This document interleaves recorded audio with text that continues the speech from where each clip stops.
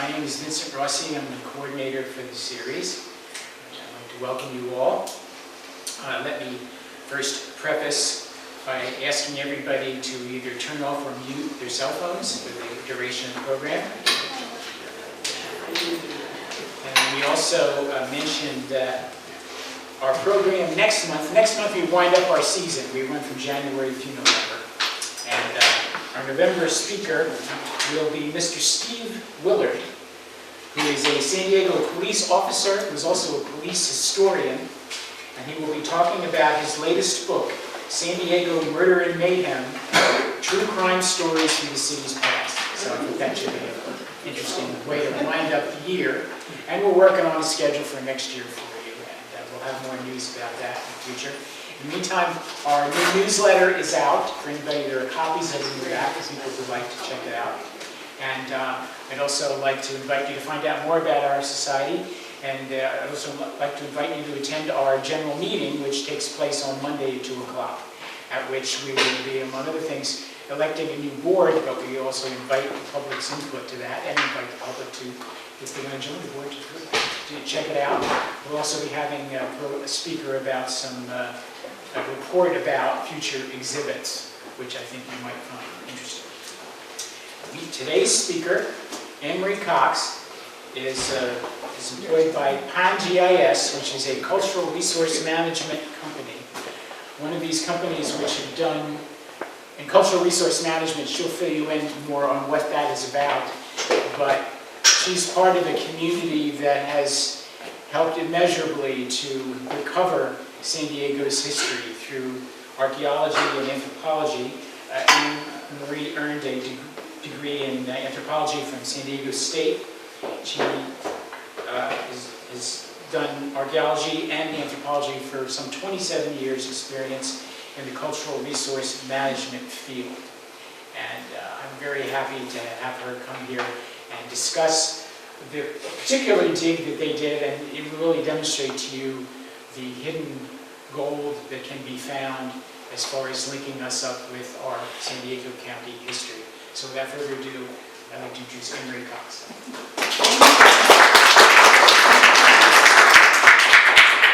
Thank you. That's very, very kind. So I have a script, and those of you who know me are going to say good, because that will keep me on task. But I'm at the point where I don't need my glasses, and then I do. Thank you, Vince and Peggy and Rancho Bernardo Historical Society for the opportunity to participate in your speaker series. I am humbled that you accepted my invitation to speak. I am even more humbled to present in front of peers, friends, and people I do not know. And I do know several of you, some very, very well, and I very much appreciate you, Jake, for being here, Ellen, and I know many of you, your faces are familiar. So I am speaking on rediscovering the historic Mira Mar Restaurant and Hotel. And if I don't cover all of the aspect of that media release, just ask questions later if you will, please. From November 2017 to September 2018, PAN-GIS provided California Environmental Quality Act, CEQA, compliance archaeological services, including monitoring, construction monitoring, and GIS support for a project in North Oceanside, California. As I was the closest qualified staff member to the project, I was assigned the initial task of monitoring. And this is us. This is several of us doing a pickup, trash pickup. We try to do that twice a year with Team PAN-GIS. Compliance archaeology, a statement more often heard around beers, barbecues, and Society for California Archaeology conferences. My favorite. It's compliance, not science. So this is a definition that I acquired online. It says, salvage is very much not a word we use anymore, and I wanted to actually put that in there because, or compliance, that's become much more standard, but you still hear that. Is a response to preservation mandates. And in this case, it was CEQA. So it's just compliance, we never find anything, it's not real archaeology, it's compliance, not science. Does anyone recognize that project? No. Yes, sir. I think it looks like the Interstate 5 widening project. And what on-ramp would that be? I would say Manchester. I would say you are correct. Wow. See a plant? This is, I never met this very, very tall man before.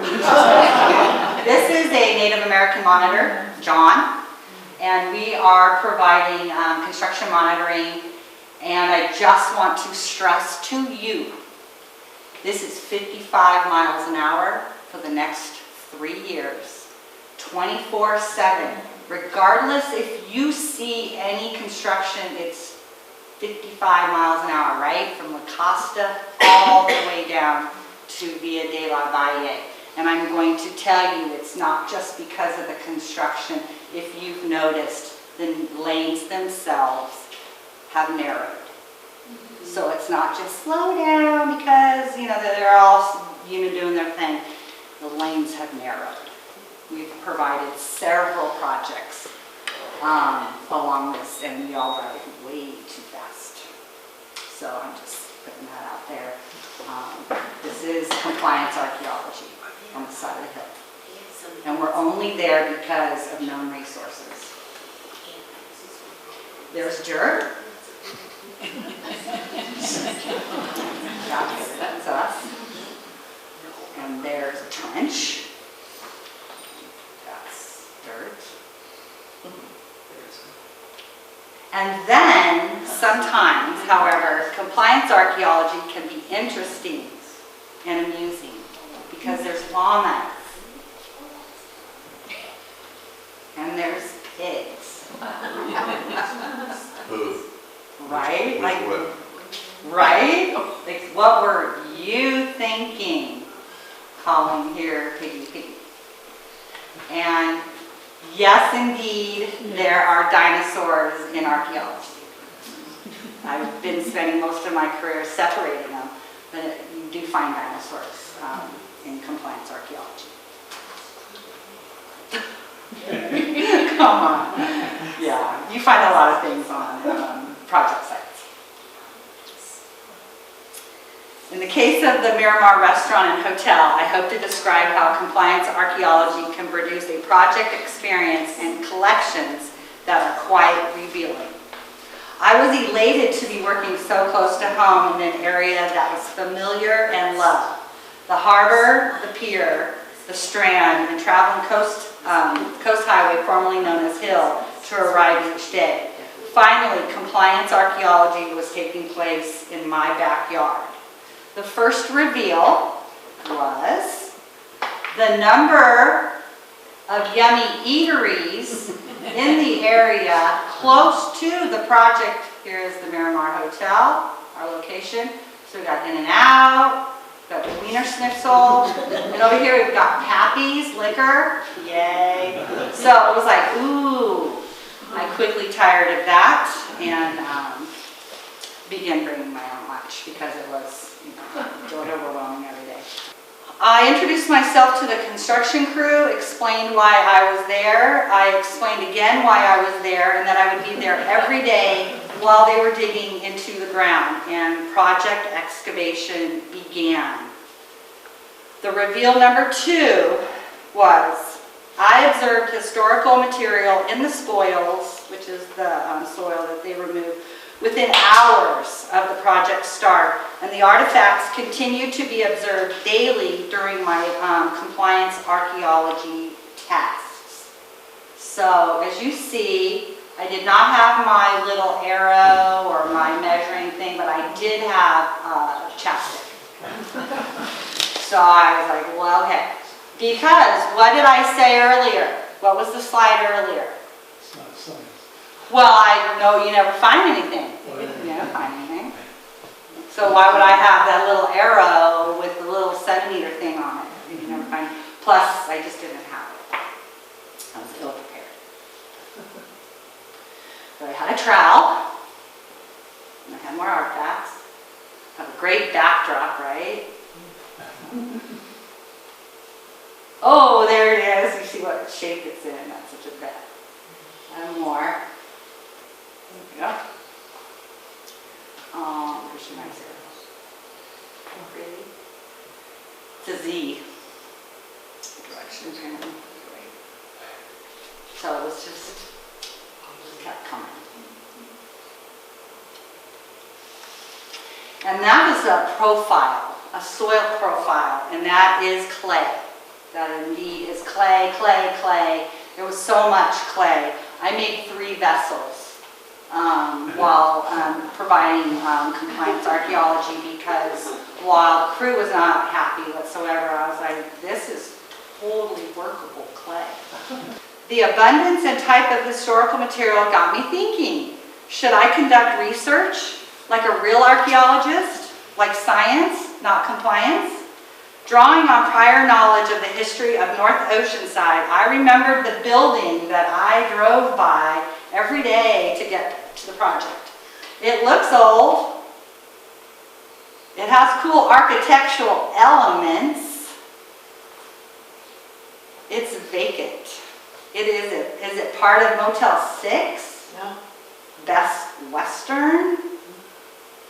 On my lunch break, I walked over to the structure and noted the address. Then I did what any experienced researcher in North County would do. I sent an email to the Oceanside Historical Society. I requested information on 815 North Coast Highway.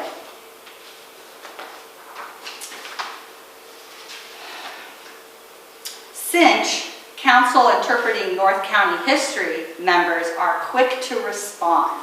Within minutes, I received an email from Christy Hawthorne, president of the society, with an attached video.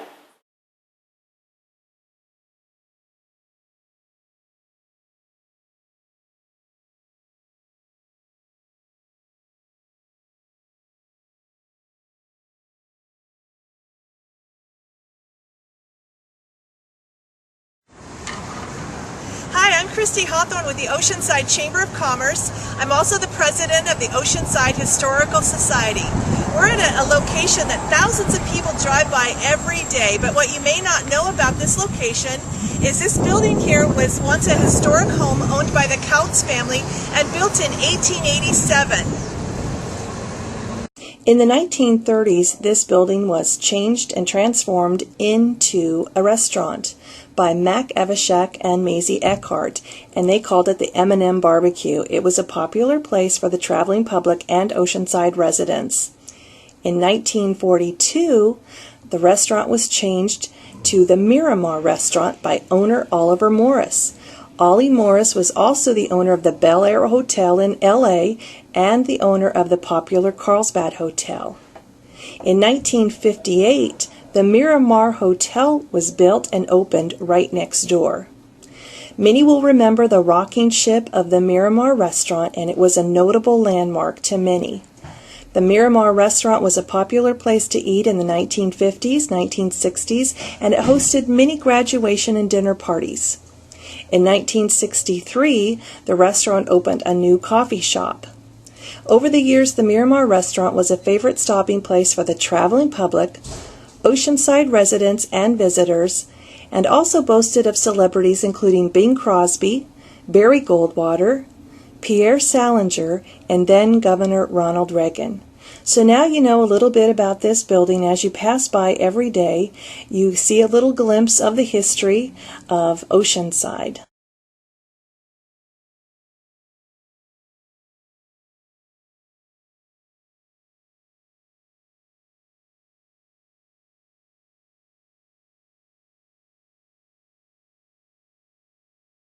So, reveal number 3, the historic trash deposits are likely associated with an early 20th century residence. and with the Mira Mar Restaurant and Hotel. The Mira Mar Restaurant and Hotel, I will reiterate, was popular with local travelers along the coast route between San Diego and Los Angeles. Built originally in 1887 as the Couts family home, which Couch, based on the date, we do not conclude, we conclude it's not K. Couts Sr., just because of the date and the circumstance. I think it's William Van Diemen Counts. Okay, all right, wonderful. And here it is. This is the area we're talking about right here, which makes like in and out of there. As the video, the first home was converted to a restaurant in the 1930s known as the M&M Barbecue. In 1942, the restaurant was changed to the Mira Mar Restaurant by owner Oliver Morris, who also owned popular hotels in Los Angeles, the Bel Air Hotel and the Carlsbad Hotel. The location was a popular restaurant throughout the 1950s and 60s, hosting many large-scale events and parties. It expanded in 1958 to include the hotel and then a coffee shop. The ship room sign at the hotel and restaurant was a notable landmark in Oceanside for years. That's right. Wait, when did that appear? Do we know? That I believe was 68. Okay. So it expanded in 58 to include a hotel and a coffee shop in 68. The ship room hotel sign. And I believe the base of it, if you, because I know you're going to go out to 815 North Coast Highway after this is over, the base is still there. There we go. The historic artifacts consisted primarily of hundreds of intact and fragmented crockery fragments, hotel-well fragments, consumer glass bottles, ceramic tableware, metal cookware, faunal bone fragments, and construction debris, including bricks and scrap metal. The deposits, in a disturbed context, were located near the vicinity of the historic restaurant and hotel and contained goods that would have been associated with it.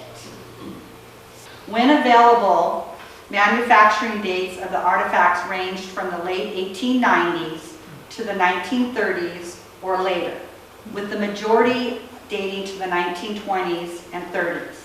Identified manufacturers include Wakefield, Hoff, Adams and Hamilton, Ben-Hur, and Lord's Inc. Very few personal items were found. And that in and of itself is part of the story. What wasn't found was personal items, because typically personal items aren't found in association with restaurants and hotels. This was one of the very last artifacts found on the project site. I want to go back only because I wanted you to see that one slide that had all of the bases and the. So here is like just a wealth, and this is in a trench. So they're not sporadic. The beginning was sporadic, but certain parts of the project area, of course, we're going to get more. One artifact recovered by Panchas field archaeologist Ben Rowland caught my eye. Made in Sweden. Unfamiliar with the maker's mark, I sought more assistance from the professionals. What did I do for research this time? I posted the image on Mystery Artifact Facebook page. Requested help, and voila, within minutes, I can't believe I put voila in my script, but I did.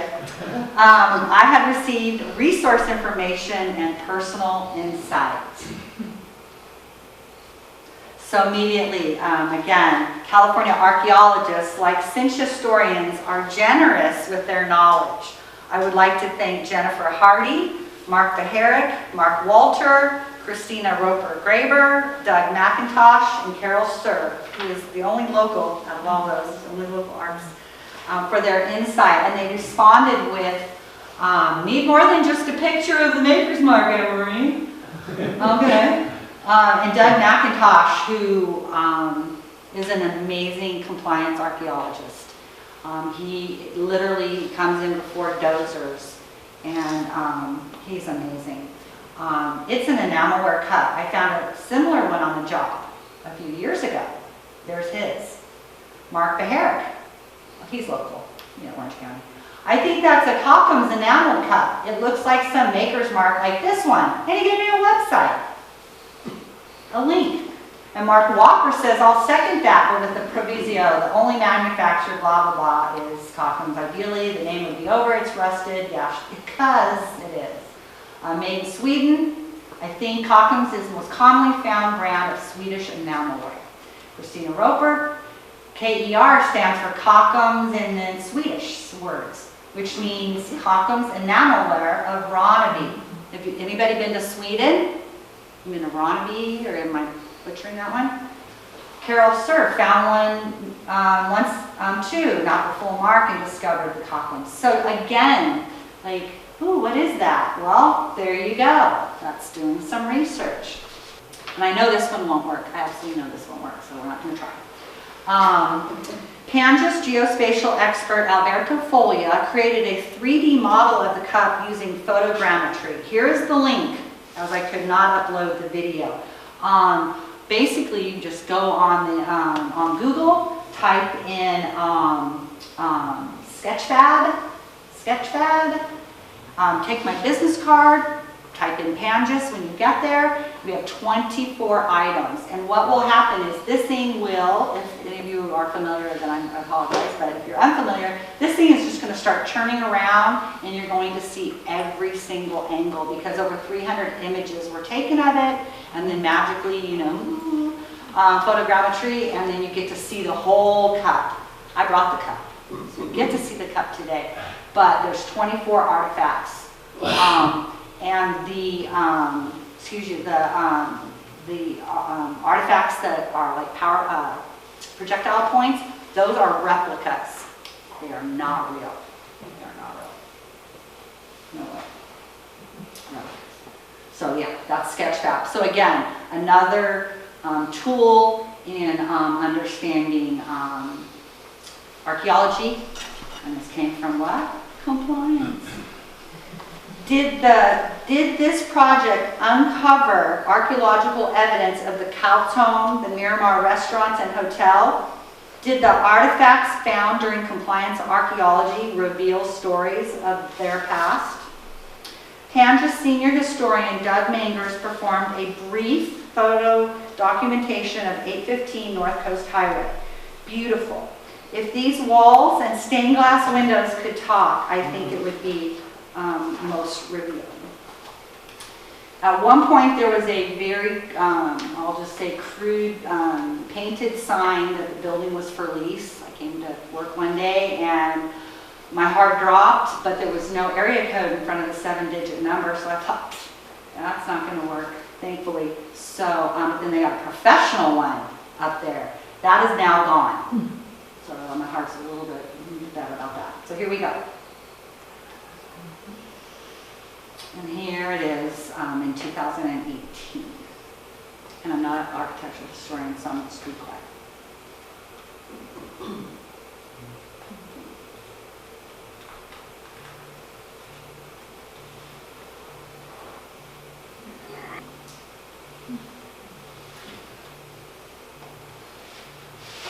You can no longer get this close.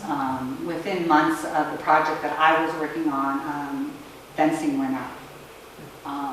So you can only see this through a chain link fence. Those are what you saw from the other side. And then you've got that piece right there. And that's definitely part of Motion 6. Now, this is all fenced in now. This was just this lit part, and now it's all on the other side. So, having spent 11 years of my archaeological career as the program coordinator at the San Diego Archaeological Center in San Pasqual Valley, I value curation, the care, management, and use of even 1- and 2-box collections can be revealing. Ocean Beach.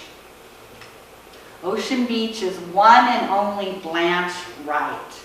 She was a single female nurse, World War II era Ocean Beach resident. Her story was revealed only after compliance archaeology took place. And I will give due to Rob Case. If any of you know Rob Case, he found Blanche Wright.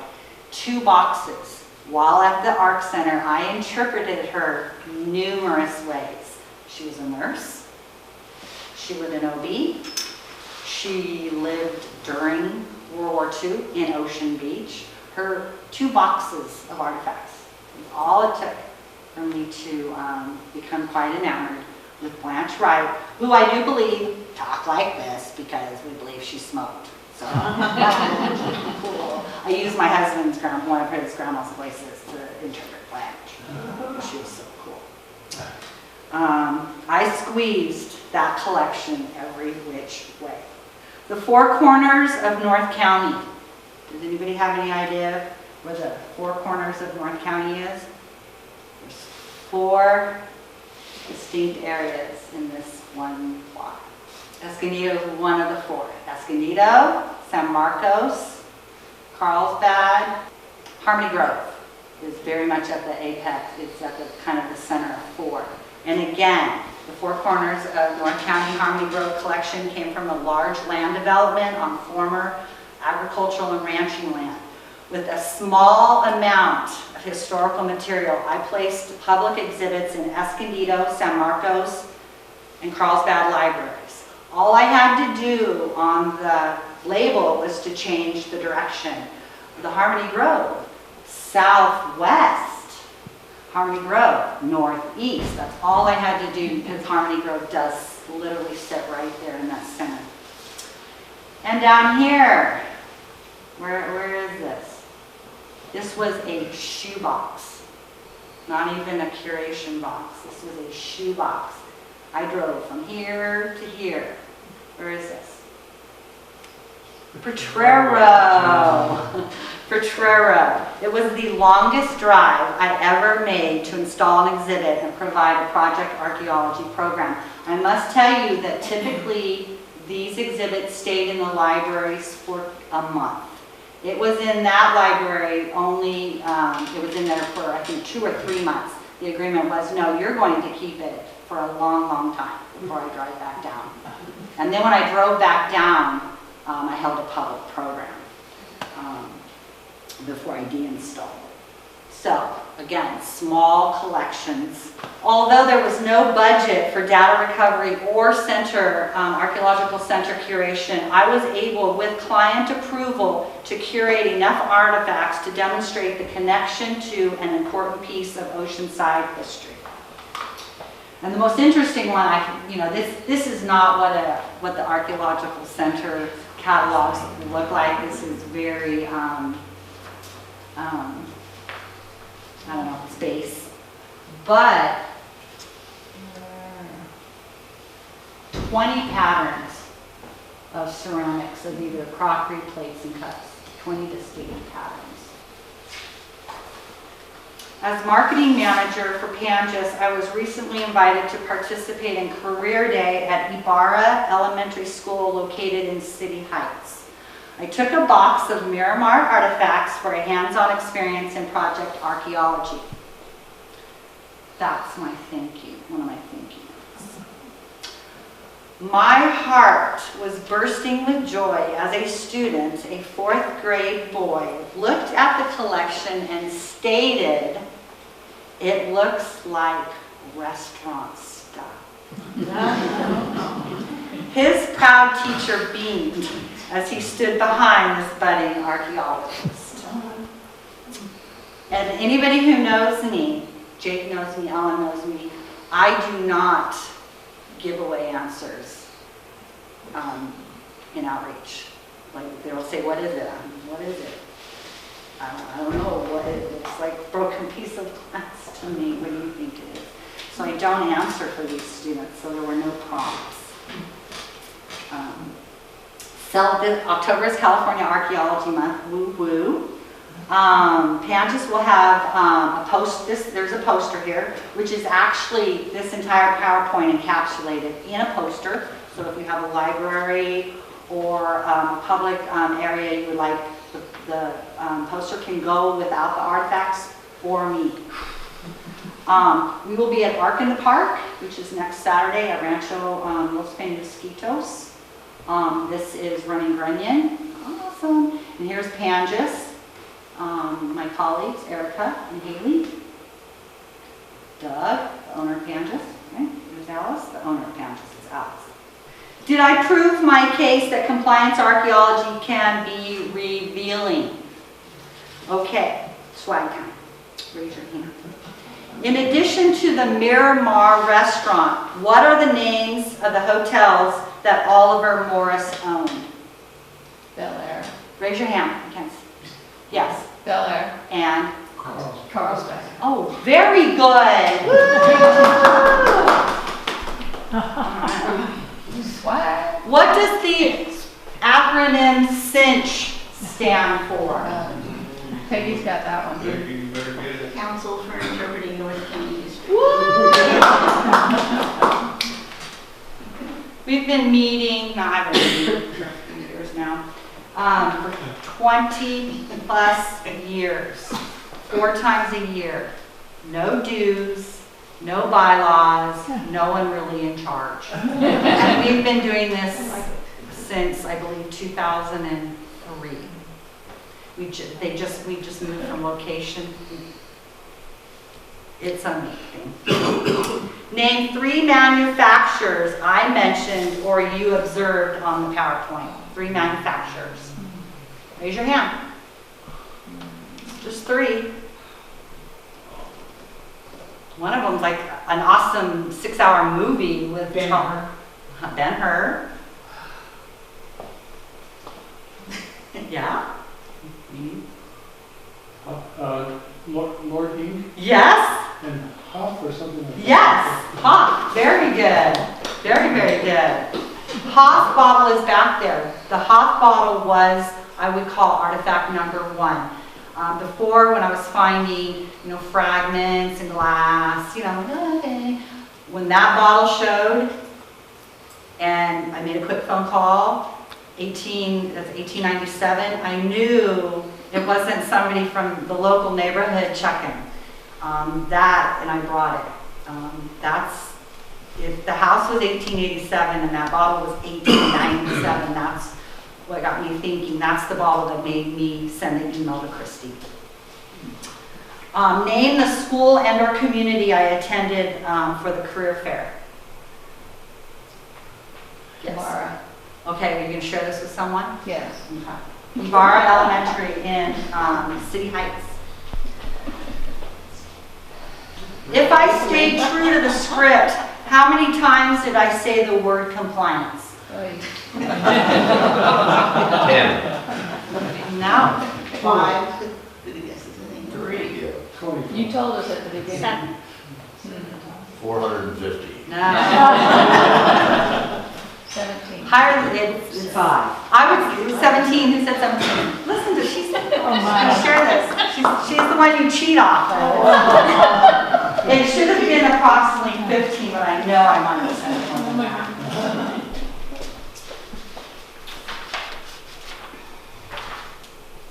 All right.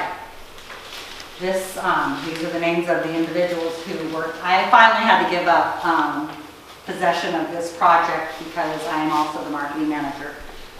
So I needed to give up my time. It was hard. It was difficult to do that. I would like to thank Doug Mangers for being a patient and kind project manager, contributing your expertise in historical artifacts and the built environment, professional text, and the images for the PowerPoint and poster. I do believe Doug has spoke to this esteemed group before.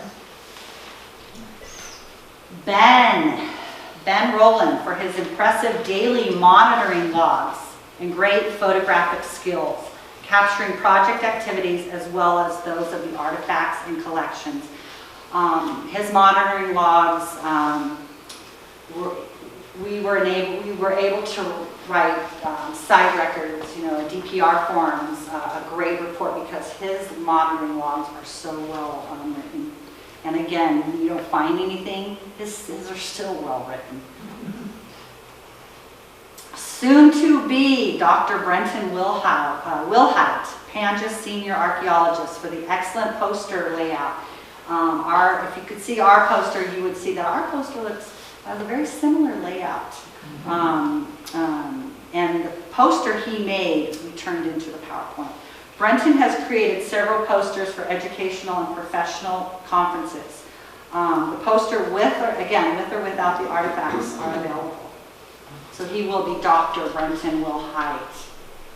So I'll have to call him Brenton like I still do. His expertise is black and white pottery in New Mexico at about the time of an agrarian change. And so he observed the change of pottery and ceramics through time, which we have right here in San Diego. It changes with climate and resource availability. So, and he's from Philadelphia, and he's a 76er and everything Philadelphia. So, and he's enjoying the weather here. And this is Alice Brewster, and I want to thank Alice Brewster, president and owner of Pangaea, for catching onto my enthusiasm for the Mira Mar Restaurant and allowing me to create this outreach program. This was not funded. None of this was part of the compliance project. And I appreciated her recognizing my enthusiasm. And the Oceanside Historical Society and Christy Hawthorne for the video, historic photographs, and research. And you can check out their website at www.oceansidehistoricalsociety.org. And they have great downtown tours of Oceanside. There's a plat map. Questions and answers. Does anybody have any questions? Yes. I have a question. You mentioned there was a trench that you found a lot of stuff in. Did they have a trash heap there? How did it all come? I believe that's exactly what was uncovered. Now, I want you to know that I was not doing the trenching. This was a construction crew that I was watching. They were doing their job. I was doing mine. Yes. So if something was broken, they just clicked through it and yes. found it? Yes. They were, I would say, again, the first 0 to 12 inches was scattered. It was very much broken, fragmented that was first coming out. It was only when the trenching went deep did these disturbed deposits. When I say disturbed, it's, they weren't completely in situ, like you set it down and walked away. It was more of a casual deposit. But then they would show up dozens and dozens of entire complete bottles at once. So, but those were deeper. Those were all deeper. Yes, prize student. So if they did trenching and you found things, then did that area get explored deeper? No. It's just what came out of the soils. We didn't chase any. Wow. And then once it was removed, we tagged it, bagged it, took a point on the collector, which is a collection device, GIS, which is what we do also. And then they continued working, and then when they were putting in the new infrastructure, what I didn't deem was not taken out, I chose what was kept. It all went back in proximity at a safe time. It was redeposited and recovered as mitigation. So I had permission. So again, once I left, the crew would call, send a photo. Annemarie, I found a cup, with Sweden. Should I put it back in the trench? No, thank you. We're going to keep that pool cup. Right. Yes. Oh, so the Mira Mar Hotel is now what Motel 6 is? Or it was on It's the right next, location? yes. It's on the same parcel of land, but it's not being utilized whatsoever. But it's fenced. Yes, the front of it is not. You can walk right up to that front door. But the southern portion is now completely fenced, whereas the the part on the coast was already fenced. Is that because someone had purchased it and had some intention? I believe so. The chain link fence came up to completely fence the back part in. At the same time, the for lease sign came up. Those stained glass windows are beautiful, but you cannot get as close as Doug did that day. But the building is not being used right now. Yes. So I'm having trouble picturing the process. Were they using like a backhoe or something to do the trenching? Yes. And it seemed like that would destroy everything. Oh, it did. Okay. Yeah, it did. Because sometimes it was exposed at when it was destroyed at exposure, and then you do what you do. You make them stop. Okay. And then you climb down in there? Cool. And how big are these trenches? They're not very. They're probably 24. They weren't huge buckets. They were like 12-inch buckets for 24-inch, and then the depth went down to 52. Yes. Because of the historical significance, who took possession, or do you have possession of these, or did the state of California, or? Oh, that's a really good question. Thank you. The client owns those artifacts, and I cannot disclose the client, but the client trusts me because the representative for the client has known me as long as I've known Alan and Jake, and they believe that all of those items would go back in the trench. But they valued the interpretive, the educational. So once the phone call was made, the items were intact, they were complete, they were whole, they were awesome, they were old. We curated 3 boxes, and they're now at Panges. If and when the client wants those boxes and the artifacts, I will personally drive them to the client. And cry the whole way. Yes, honey, you've been patient.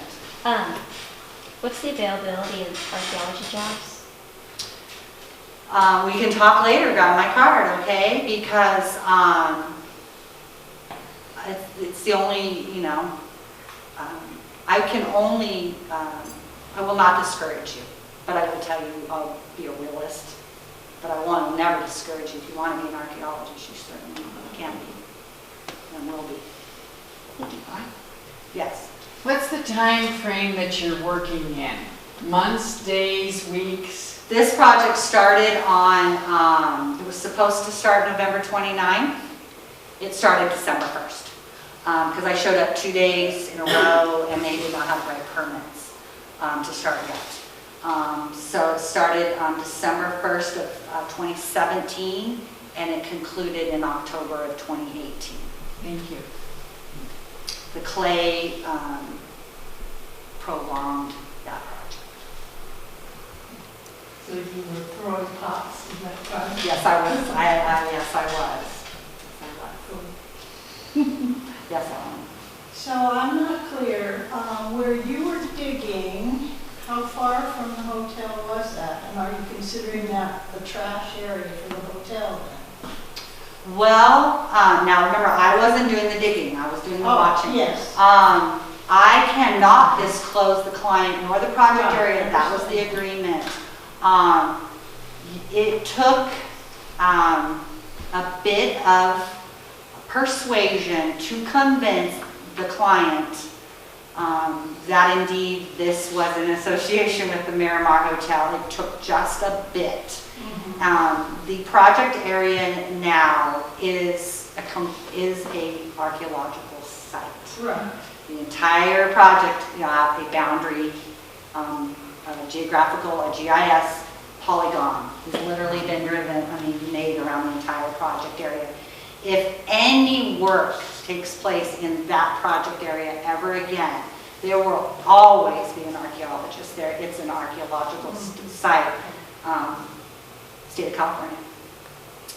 And it wasn't easy. It was, again, I'm just going to say, there was a belief in myself and my background, where I came from. is why now there's it's considered an archaeological site in association with the hotel. The hotel itself hasn't been written up. It's on, I'm sure, the Oceanside resources, but the state of California has not deemed it a resource. Any more questions? Did you find any bones or anything else that you can't show? Oh, we found a lot of faunal. We found a lot of animal bones, obviously, in association, but, oh, no, nothing like that, no. But yeah, the faunal was bovine. I think bovine might have been the only bone we found. And splinters. The artifacts there, are they marked, or can you explain? Oh, right, absolutely. I brought the artifacts, and I will, after it's over, I'll come over here, we can discuss them a bit more, but this is the, this is the Hoff bottle. Now, each of the artifacts are in another bag. So what I would say to you is certainly open up the outer bag and take out the inner bag, but don't take out the artifact from itself because, well, it's kind of nasty soil. This is Hoff. This is the first artifact. It's complete. It says Hoff. I called Doug. When I coughed, he looked it up. He called back. It's like 1897. I had just gotten the video. 1887 Couts. And then, so this really is artifact number one that began what I believe was the association of what I was finding to the hotel and the restaurant. Was this one. And there were, again, as I said, very few personal items. A button, maybe 2 buttons. There is there was one, there's a little pipe, a little dog face pipe, very, very cute. Inkwell may or may not be considered, just because you have to keep the books. So, yeah, very little to indicate it was association with the actual Couts home. The majority of the artifacts are all in relation to it being a hotel and a restaurant. And the day we finally found, flipped over the crockery, it said hotelware. Finally, because we had found a lot of ceramics, a lot of plate fragments, saucers, bowls, but they were decorated, they were painted. But there was enough over here to say, no, I think this is the restaurant and the hotel. And then finally, you flip it over, it says hotelware. And I'm like, validation.